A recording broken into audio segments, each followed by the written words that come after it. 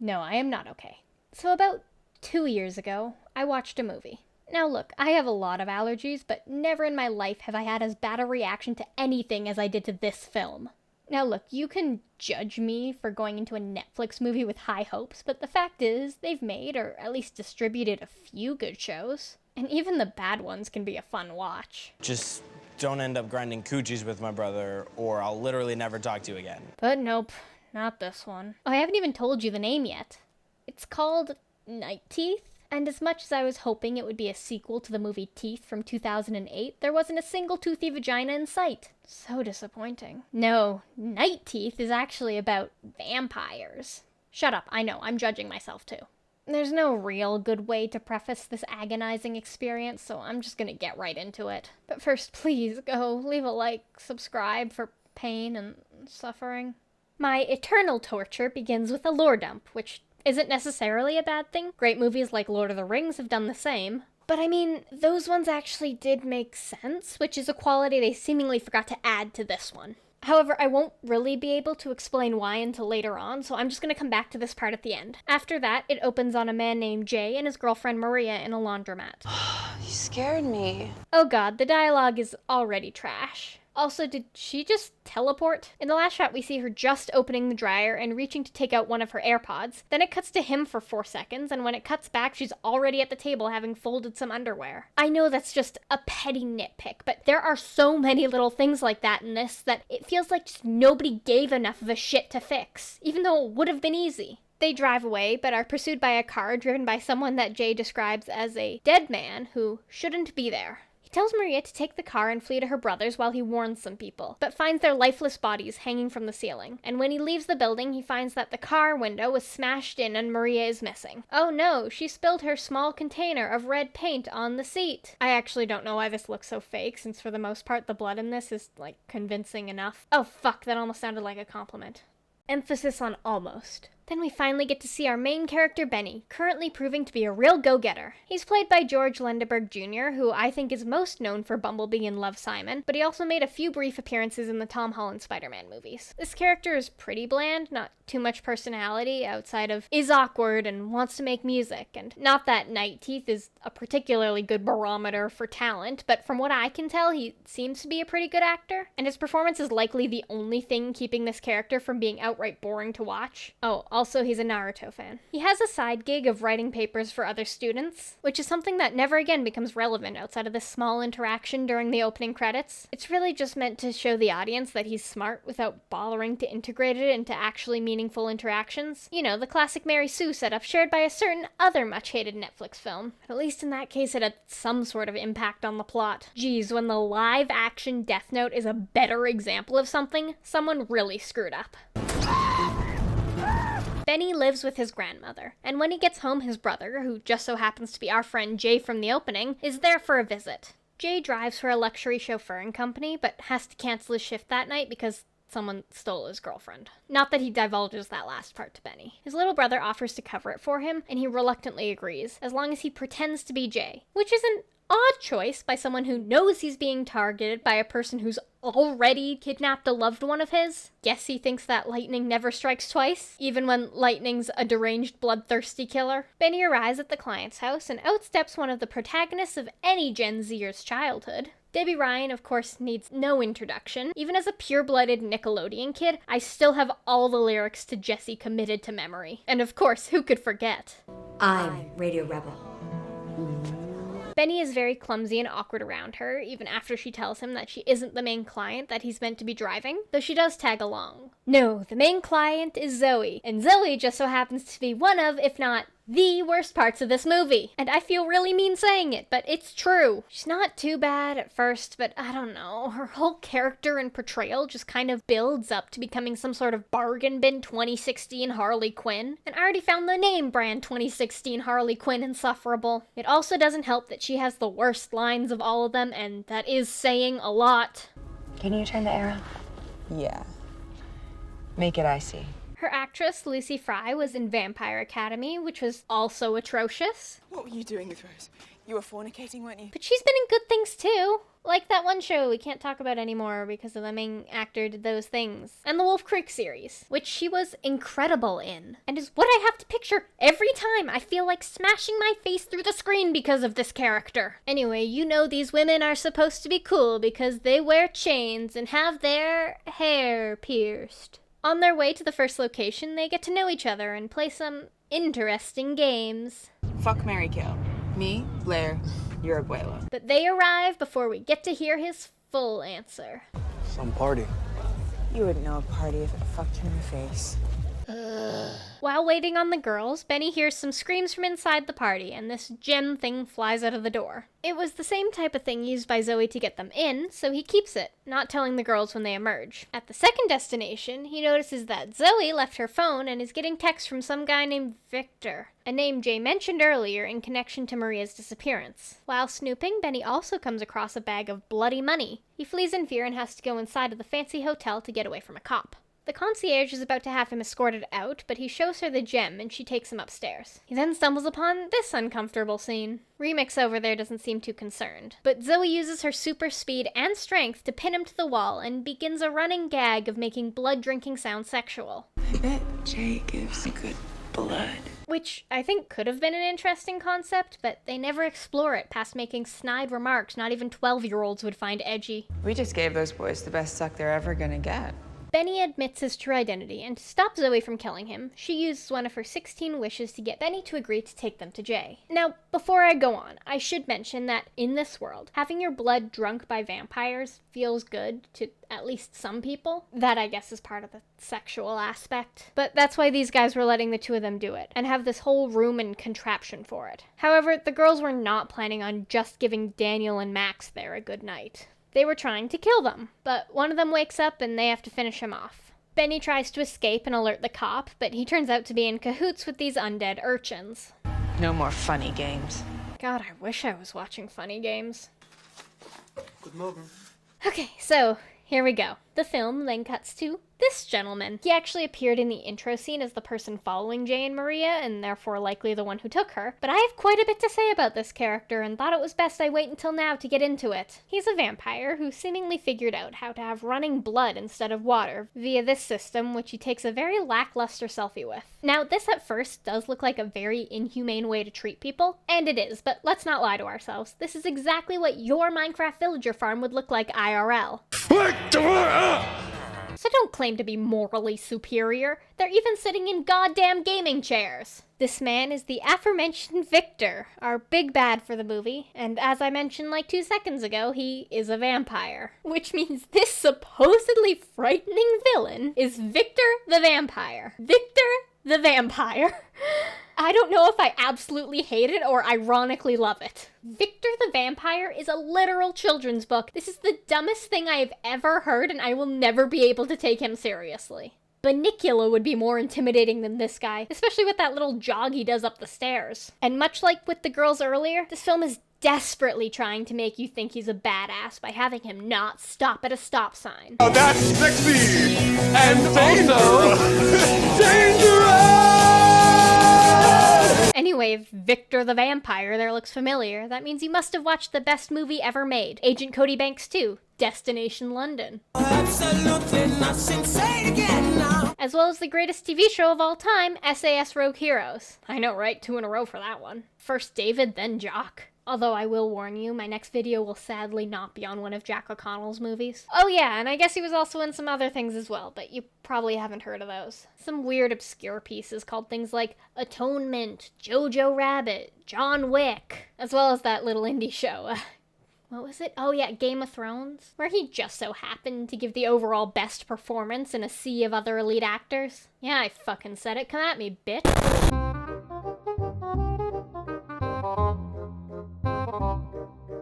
Which is actually pretty fitting, since his performance in this piss stain of the film is the only fun and entertaining part of the entire thing. It gets pretty campy at times, and I don't know if that was intentional or not, but it works much better than the overly serious and self-important tone a lot of the others give off. As if this was ever meant to be something more than just another shitty movie Netflix dumped on its site, which was promptly forgotten about in under a week. Except by me, of course, who has been tormented by it for 2 years now. This character also feels like the only one with a distinct personality and mannerisms. Even the way he holds himself plays into the persona. Or at least, he's the only one to have those that doesn't feel ripped straight out of r/not like other girls. I'm not that kind of girl.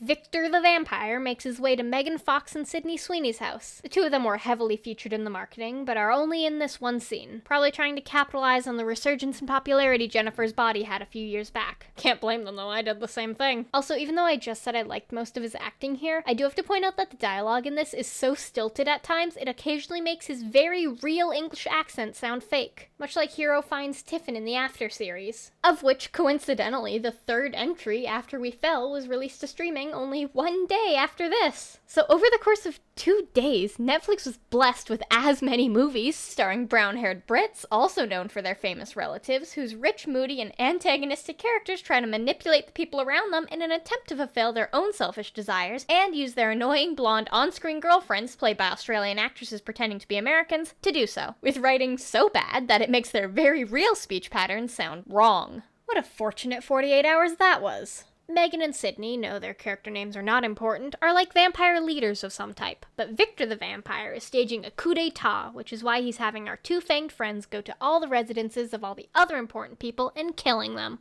It's implied Victor the Vampire does the same to the two of them off screen after cutting off their guard's ear and doing his best season 4 Clay Jensen impression. 5 out of 10. But how was he able to beat them? There's 2 of them. I assume they're all at a similar power level. All vampires have insane strength and speed. Maybe I could see him overpowering one of them on their own, but what was the other doing? He didn't come there with any other minions. In fact, the 2 girls are the only ones shown to be working with him. He couldn't even catch them by surprise since he already told them his plans and let them know that he killed that guy Martin. I also doubt they'd be at the top of this vampiric society without being good at fighting their own kind. Also, this line read from Megan. This view never gets old. Yeah, but now we're gonna have to ruin it with your dead body. What is this movie doing to people? Oh, yeah, and I completely forgot to tell you Vic Ulrich's motivation for doing all this. And so did this movie, so moving on. Okay, that's not entirely true. He briefly mentions not wanting to obey the rules, and I guess he craves power, but his plans for the city beyond that aren't ever fleshed out. Then the city is ours. After a failed attempt to make a break for it, Benny tries to reconcile with his new knowledge of the supernatural. While Zoe is on the phone with Victor the Vampire, his insatiable new friend gives him the basic rundown of the situation. Sounds like the mom. Please, we're not amateurs. It's fucking pathetic. And this dude is still thinking about getting laid. Victor's what, like your boss? Your boyfriend? Zoe and Victor are together. And then Zoe's my girl.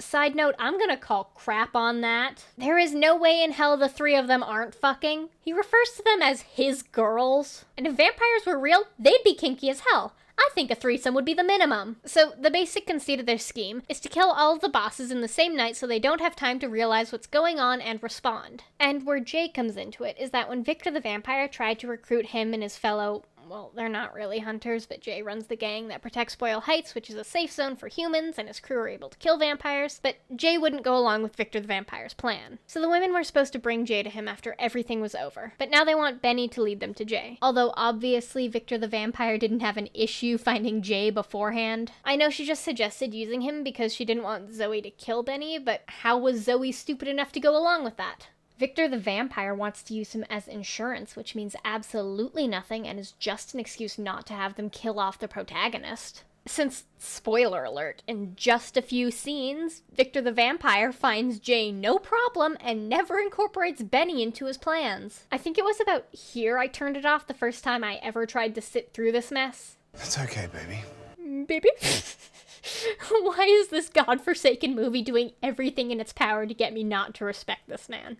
Imagine other villains saying that shit. And not theatrically, like... It's a scream, baby! That does have its time and place, but in a completely genuine scene. Amanda Gardner Hammett, did you forget to clean the blood off of my good pig mask? No! That's okay, baby. Who's Daddy's little girl? Then, of course, there's more of this. Do you think he gives good blood? Yeah, I think he gives real good blood. How is this so dumb and unfunny at the same time? Jay arrives at the first location Benny took them to and finds everyone dead except for a vampire named Gio. There is an offhand remark that Gio made Victor the vampire, but I'm pretty sure they just meant he made him in a political sense and not that he actually turned him into a vampire. Jay also mentioned that he hasn't met Victor the vampire's girls before, which I guess we could have surmised by the fact that they didn't know it was actually Benny driving them. But it's never really explained how that is. Shocker, I know. Jay seems to know this world pretty well, and he can recognize Victor on sight, as well as seemingly every other prominent figure in this underworld. In the car, she told him that Zoe and her manage all the money, which apparently includes making regular pickups from each of the 5 bosses. It isn't impossible, but extremely unlikely. I would be much more willing to suspend my disbelief for this part if the rest of it was believable. Jay and his friend shoot Gio after getting the info they need from him, then Benny gets a drink. Can I call you Benny boy? Unfortunately, Zoe is now at her most unbearable and will stay that way for the rest of the show. Can't be alive for 200 years and not go a little crazy. At the third place, Benny sees this girl he was making eyes at in class and her boyfriend. They try to use him to get in, but leaves them in the dust after this power move. I don't think I can play the audio, but the music at that part is so stupid. And I just love how astonished they look. Send the Gen Z off to the back of the line. I know it's dead, but okay, boomer.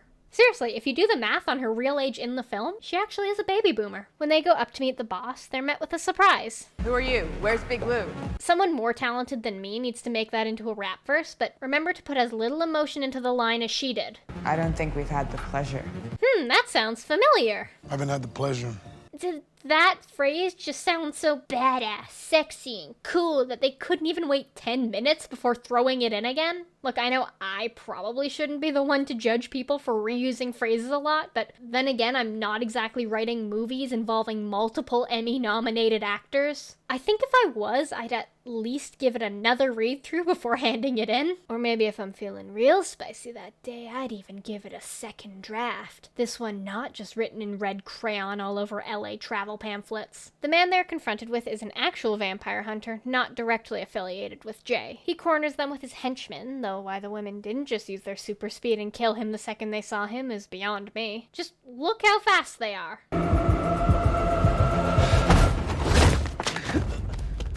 These guys are using crossbows, which is just the worst weapon choice. You get one shot before you have to reload, and your enemy is super fast and unbeatable in hand-to-hand combat. This isn't the time to be all quirky and rustic with your aesthetic. I don't suppose anybody thought to bring anything really useful like a machine gun. I don't know what magical vampire hunting material the tips of their arrows are made out of, but they couldn't figure out how to put it into a bullet? And even if that was impossible, just a regular bow and arrow would be better anyhow. No way you could get more than one shot off from those things before the vampire you're shooting at decapitates you.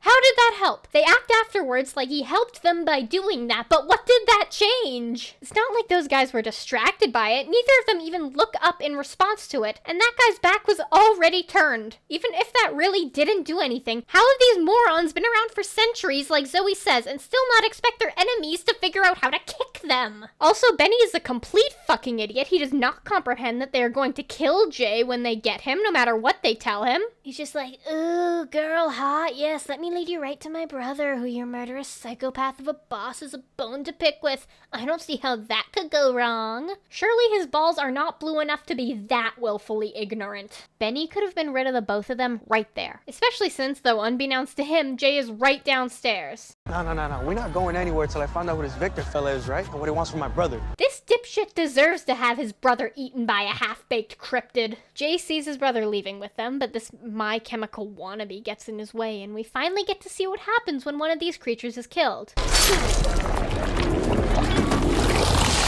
Yeah, that seems pretty par for the course. They can't even die with dignity. Not that they lived with it in the first place. Needing a safe place to hide out for a bit, Benny then willingly takes them to his grandmother's house. They don't force him to do it or anything. She just says, know any place safe? And I guess in his head he's like, I know the perfect place to take these people who feed on humans. His grandmother Rosa comes out swinging, but is reassured by the assumption that Benny's getting bitches, so she lets them stay. Zoe has another call with Victor the vampire, where he informs her that he's meeting up with Jay for a drink. And I actually do think there's an interesting bit of nuance they almost hit on, but never explore. Victor the vampire tells his Bibi that the world will be theirs, which got me wondering how sincere he is in wanting to share this with her. If he does love her, what got this narcissistic, power-hungry reprobate to open his heart to another person? And if not, which I would assume to be the more likely option based on what little development he gets, where do the lies begin? What purpose will he have for her once he has everything he wants? How much power is he really going to give to her in this new world? Why does he trust her with such important tasks when she's clearly incompetent? If Jay had been the one driving them as expected and Zoe had left her phone in the car the way she did with Benny, all their plans for him would have been ruined anyway. I do genuinely wish they explored his character more and gave us more insight into what exactly made him the way that he is. Anything beyond just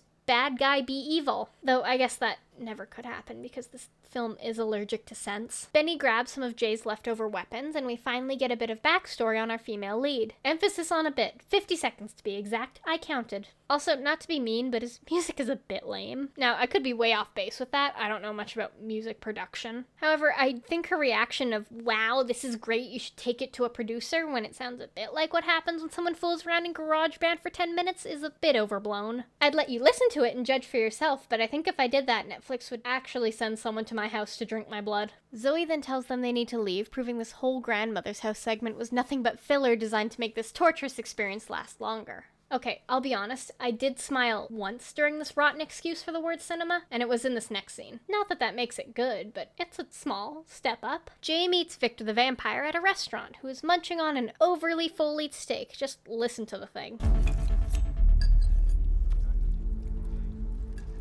Apologies to anyone with misophonia. Victor the vampire lets him sit and listen to not only more gross chewing sounds, but also the worst metaphor ever. This city's just one fat neck waiting to get sucked. Jay then shoots Victor the vampire in the head, then tries to stab him with a knife that killed that guy earlier. However, the gunshot doesn't even faze Victor the vampire, who easily subdues him before revealing that the steak is 100% American free-ranged Maria. Don't go soft on me now. Come on, see what I mean? That was hilarious. So cheesy, so stupid, so funny. Speaking of stupid, let's take a second to pause and go over Victor the Vampire's whole plan as we draw ever closer to this quote-unquote grand finale. So originally he approached Jay, hoping he'd take care of the other higher-ups for him, but when Jay told Victor the Vampire to piss off, he just did. I know he made a whole plan to exact his revenge after the fact, but in the moment he didn't worry that Jay would try to warn the bosses. The entire reason he wanted to kill all 5 in one night was to stop the word from getting out and giving them time to stop him. In fact, why didn't he give them a heads up? Everyone agrees that Victor the Vampire is this ruthless maniac, meaning he'd probably be much harder to reason with than Megan Fox and Sydney Sweeney. And even if Jay was dead set on staying out of vampire business, how come he still kept Stubb after Maria was kidnapped? Let's be generous and assume that the two of them met and had their disagreement just prior to the first scene in the laundromat. That gave Jay an entire day to talk to whomever, and don't give me that, oh, they're vampires, they're asleep during the day. These creatures are specifically described to run the entire city from the shadows, but are completely unreachable 50% of the time? If something important happens at noon, they won't know about it for 8 hours? It's not as if there's some sort of ransom note telling him not to alert anyone or she would die. After Victor the Vampire booked him to drive the women to do their monetary collections, which he thought Jay would show up for no questions after having his girlfriend stolen, as if he didn't expect him to take the next night off after that. Was there some sort of reason Jay wasn't taken alongside Maria? He's imprisoned after the previous restaurant scene, yet shouldn't he have been from the beginning? It would have stopped him from further complicating their plan, while still allowing them to taunt him with her death. Doubtful it would have been too much of a hassle for them. There's already a bunch of people in the basement that look of similar fitness levels to Jay, and if Maria was killed on the spot, she wasn't a flight risk. Now, under the guise of doing their nightly rounds, the two girls are supposed to kill each of the bosses, while Victor the Vampire does fuck all. Well, he kills Megan and Sydney, but if he hadn't had to wrangle Jay as originally intended, the lazy bastard would have just sat at home for the rest of the night. Maybe it was easier for the two of them not to arouse suspicion when they went into the parties, but it would have been a lot quicker if he'd taken out at least one more himself. Then there wouldn't have been enough time for the other vampires to catch on, which is exactly what they were trying to avoid. That's not the end of my reasons why this plan is flimsier than a diving board from Wish.com, but let's just wrap up the story breakdown for now. Our intrepid hero and his traveling companions make it to their last target, though prior to entering, a warning is issued. Maybe in close? This guy's a freak. He definitely heard that. He's standing right there. She is not wrong, though. You look a little, banged up, bro.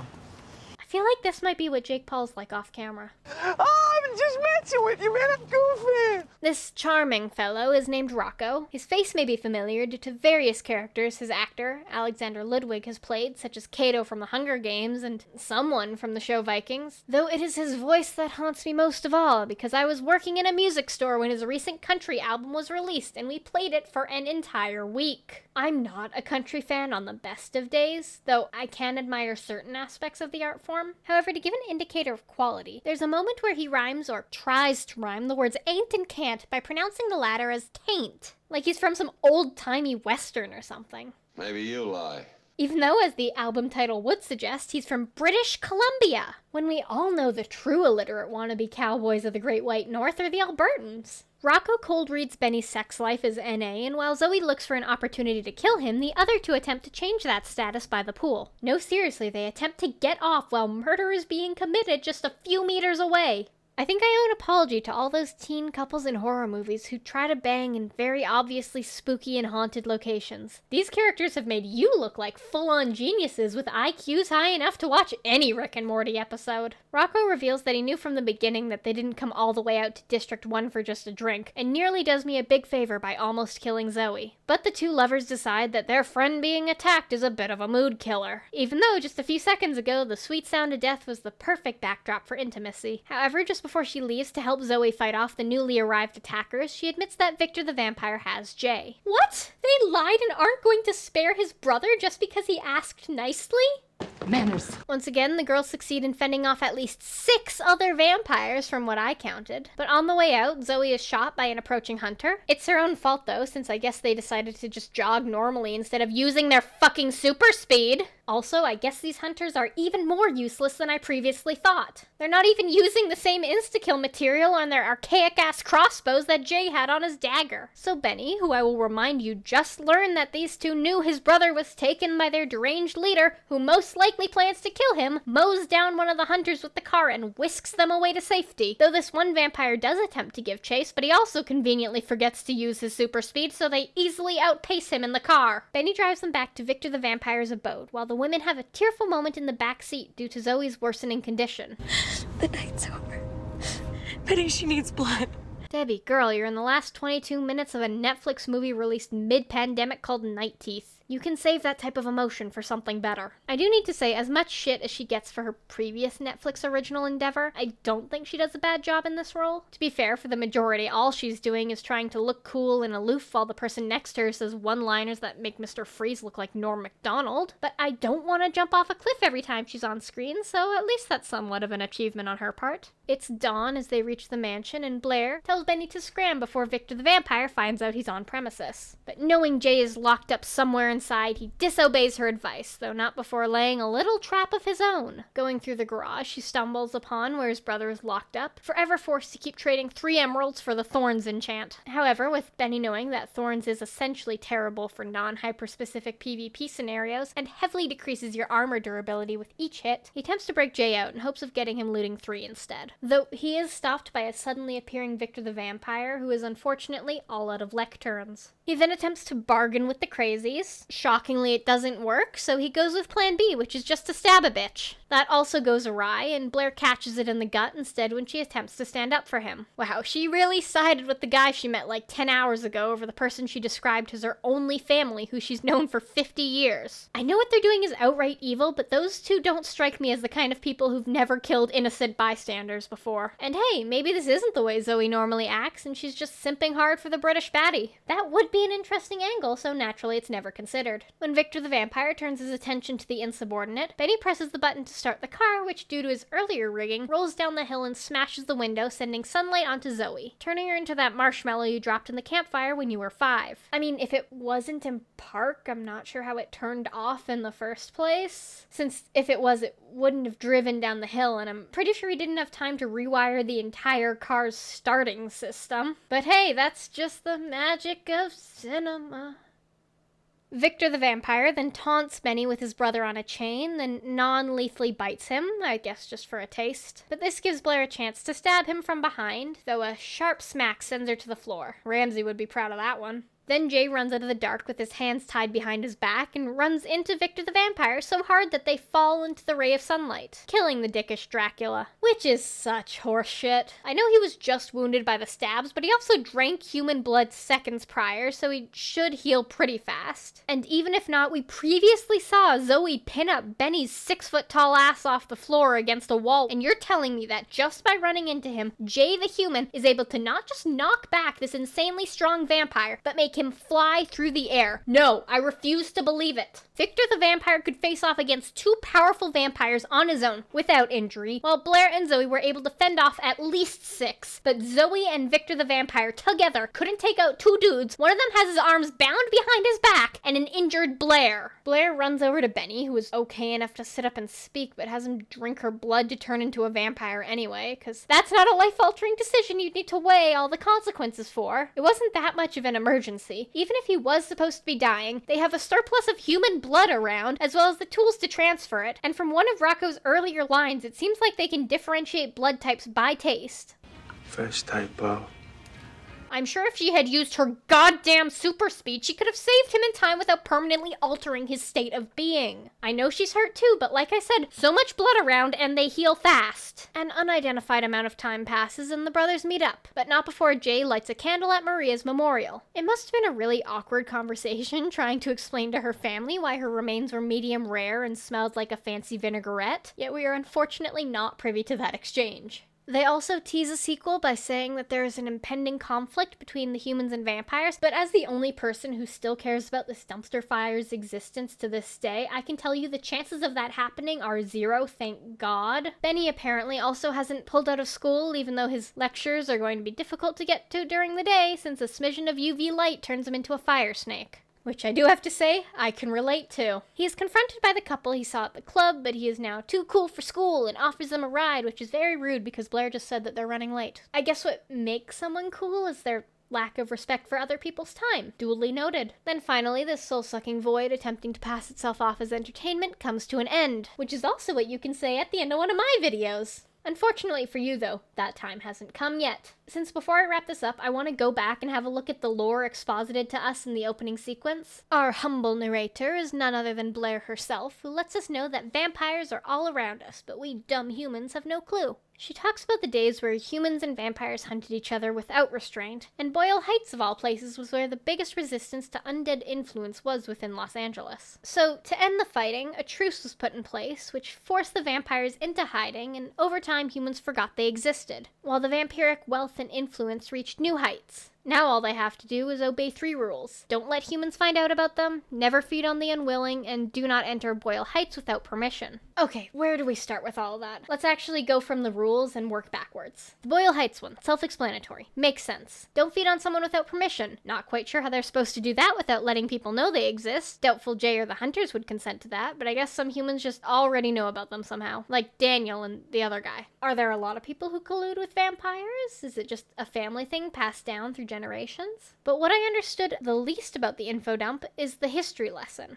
The truce negotiated between the two sides, is that just within LA, or does it apply to the rest of the world? If it just covers the activities within the immediate area, the vampires are just running loose everywhere else. And this is the only place where their existence is a secret? I know Californians get a lot of crap, but they couldn't be so self-involved as to not notice the existence of mythical beings. Though if the agreement applies to the rest of the world, then humans got a pretty shit deal having only part of a city as a safe haven. Also, what motivation would a group of vampires in Asia or something have for following some American treatise? It's not as if the USA is the only place they live. Victor the Vampire is English and pointedly talks about how blood tasted different when he first came over, so it's not not like he was made after immigrating. Speaking of Victor the Vampire, did he expect the rest of his kind just to accept that he was their new ruler? Are there no other authority figures or friends of the bosses in other cities that might object to his hostile takeover? I couldn't imagine someone in the 21st century just going like, well, he is a homicidal maniac, but he killed the last guy, so I guess you should just let him be in charge. As I said earlier, we never see anyone else working for him but Zoe, Blair, and I guess that one cop. It seemed like the other vampires that attacked them at Rocco's weren't gonna just give up afterwards. There's no other point where Victor the Vampire is intentionally portrayed as a moron. In fact, I think we're supposed to see him as smart, but letting greed get the better of him. And neither of his confidants see any faults in his plan. It also seemed to be remarkably easy just to go and kill every single important vampire in Los Angeles in one night. So wonder no one ever tried to do this before, seeing as the most security any of the bosses had was one guy with an earpiece. I also don't get how they expected us to buy that humanity forgot the existence of vampires so quickly. Boyle Heights was only officially named as such in 1899, and Victor the Vampire mentions that the treaty was signed almost 100 years ago, so presumably sometime in the 1920s, since this came out in 2021, and is set at about the same time based on the phones. Now, the 1920s may seem like a long time ago, but they really weren't. Nosferatu! Newspapers were a thing that we have from back then, and film was already invented and getting pretty well established. I know human memory isn't great, but I think the existence of literal magic would be a pretty notable and presumably well-documented facet of the early 20th century and prior. This is such an unfathomably stupid timeline that this mistake in the Wikipedia article makes more sense than the reality. Blair also makes a particularly sassy remark about how in an attempt to forget about them we made movies and supposedly got most of the details wrong. However, I'm not sure which details she's even talking about, as these are some of the most generic vampires in history. Dracula was published in 1897, more than 20 years before we attempted to repress our knowledge of the creatures. Since that's the case, shouldn't the characters be unsurprised that the Count is a vampire? Or, in this world, did Bram Stoker set his book in an alternate universe where humans didn't know that supernatural creatures exist, except for some of them like Van Helsing? Maybe it didn't exist at all, but that would have major ripple effects on the history of storytelling, which would fundamentally change the land of pop culture to this day. Now, was the lore of Night Teeth ever meant to be picked apart to this extent? Definitely not. There are a lot of movies I adore with confusing and sometimes nonsensical premises that I and many others are willing to accept or look past in order to enjoy other aspects of the piece. But this smug-ass movie pretends that every bit of world building was carefully planned and thought out. It has this sort of superiority complex that talks down to the viewers and is desperate to convince you that it's really, really cool. So, in a way, I kind of think it invited this level of speculation unto itself. During the opening monologue, they show this poster for a fake movie, which is very obviously a spoof on the Lost Boys. It also seems like Benny crashing the car through the window in the finale was another reference to it. I haven't seen and thus can't speak for the sequels, yet in the original film, I'm sure the logistics would be just as flimsy. But the Lost Boys never pretends to be more clever than it is and doesn't try to over-explain itself. One thing about living in Santa Carla I never could stomach. All the damn vampires. Now, something I neglected to talk about during the plot breakdown was the cinematography. It could be a character of its own. There are plenty of fun twists and moves that the camera makes, but in this bland piece, it feels more like someone just showing off with their cool rig rather than a stylistic choice that ties into what's happening on screen. The music is an aspect that has more potential than what it amounts to. They could have used it to contrast the human versus vampire worlds. They seem to use a distinctive amount of trap and house music, with the glaring exception of the final showdown where Blondie's One Way or Another is used, a song I will forever associate with The Spy Next Door. I think it could have been really interesting if the score and songs accompanying scenes focused more on characters like Zoe and Victor the Vampire had more classical undertones, and the ones with Benny or Jay at the forefront had a more modern slant. Take that last bit with a grain of salt, though. I'm not a filmmaker, so maybe that wouldn't sound as good as I'm envisioning. They almost do a similar thing with the lighting. The harsh neons present in a sizable number of scenes are typically replaced with the softer incandescent feel when Victor the Vampire's on screen, though I'm not convinced that was intentionally meant to represent anything about the character, as none of the others seem to have specific hues associated with them.